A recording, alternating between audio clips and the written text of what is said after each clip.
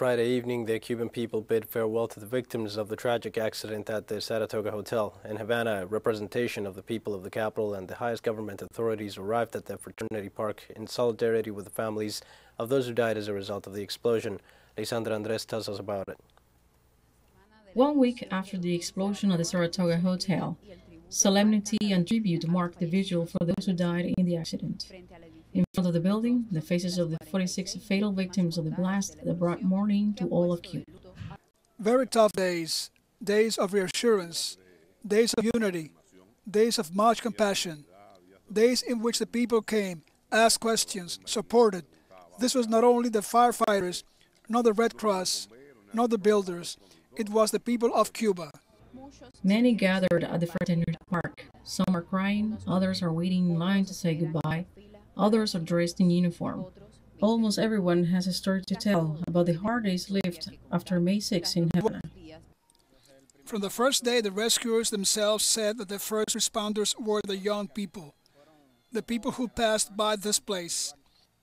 From that first moment, many were the people who helped to save the first lives, and later a mass of young specialists in these rescue tasks arrived at the place. These days of work were very hard, because besides the works of lifting the debris and so on, it was very hard even though we knew what we were looking for. It was very hard to find a lifeless person under the rubble.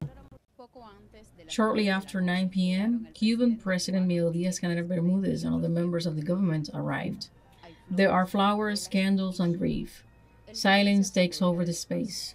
It is time for shared mourning, for accompanying loved ones who grieve for their dead. We put a lot of effort in its conservation, in every corner of the hotel, in its remodeling, in maintaining its condition, always tall, upright, but the hardest thing is the human lives, the workers. There was no lack of spontaneous tribute from people either. Those who come to the park for the first time since May 6 are shocked by the disaster.